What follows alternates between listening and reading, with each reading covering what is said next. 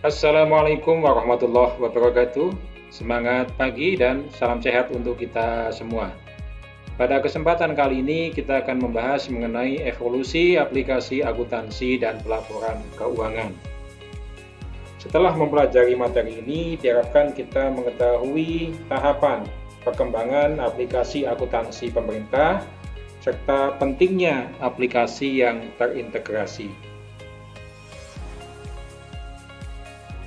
Ada 3 pokok bahasan dalam materi kita kali ini, yaitu yang pertama tentang perkembangan aplikasi akuntansi pemerintah, yang kedua aplikasi Saiba, dan yang ketiga aplikasi Sakti.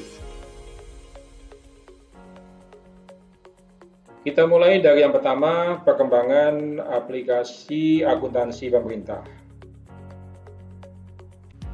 Perkembangan aplikasi akuntansi pemerintah dimulai pada tahun 2004. Pada saat itu, pemerintah pertama kali menyusun laporan keuangan. Pada saat itu menggunakan SAKPA, yaitu Sistem Akuntansi Kuasa Pengguna Anggaran.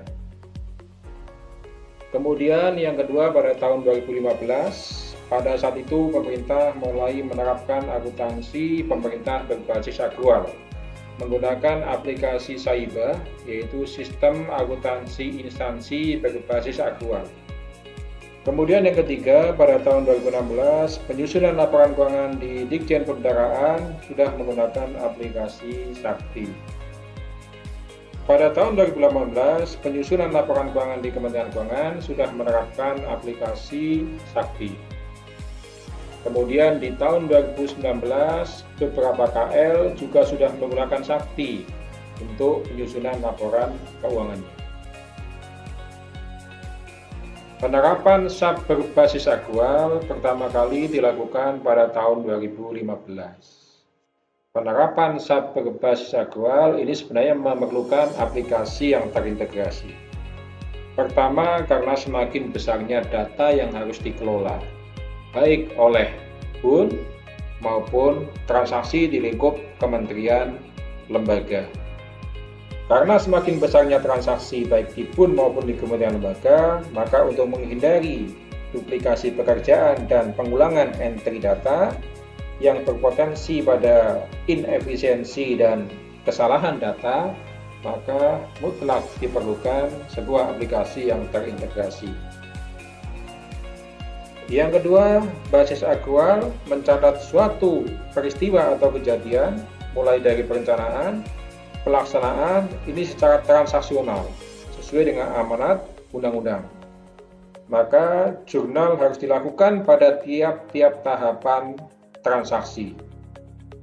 Hal tersebut tidak mungkin dilakukan jika aplikasinya tidak terintegrasi. Oleh karena itu diperlukan sebuah aplikasi yang terintegrasi, yaitu Sakti. Dengan single entry point, maka suatu transaksi cukup diinput sekali, dan apabila dibutuhkan oleh modul lain, maka tidak perlu melakukan penginputan ulang. Sebagai contoh, jika PPK menginput data kontrak di modul komitmen, maka jurnal komitmen secara otomatis akan terbentuk di modul pelaporan. Demikian juga ketika PPK menginput BAST, maka secara otomatis jurnal balik atas komitmen dan jurnal aset yang belum diregister akan terbentuk di modul pelaporan. Demikian juga ketika PPK menginput SPP, maka otomatis belanja yang masih harus dibayar terinput di modul pelaporan. Jadi, memang idealnya untuk penerapan SAP berbasis akrual ini menggunakan aplikasi yang terintegrasi. Namun demikian, dalam hal Sakti belum dapat dilaksanakan, maka laporan keuangan berbasis akrual disusun menggunakan aplikasi Saiba.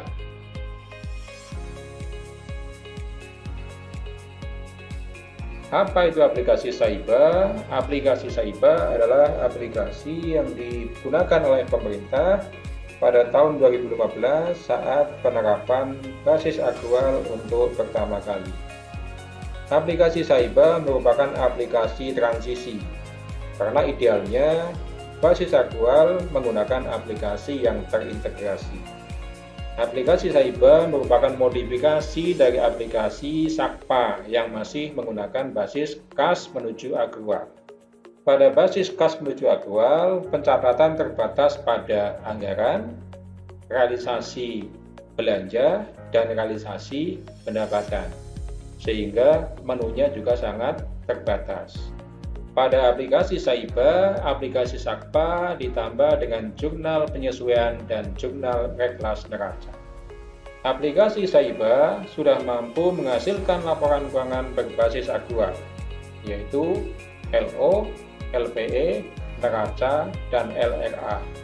Namun, aplikasi Saiba belum dapat mencatat transaksi secara transaksional, seperti komitmen, BAST, dan SPP.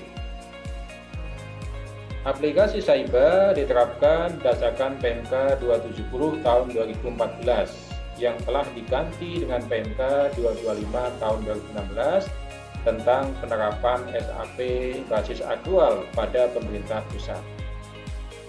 Meskipun sifatnya transisi, tetapi aplikasi Saiba masih digunakan sampai saat ini untuk penyusunan laporan keuangan di kementerian lembaga yang belum menerapkan aplikasi Sakti. Ini adalah posisi aplikasi Saiba di antara aplikasi satuan kerja yang lain yang masih terpisah database-nya.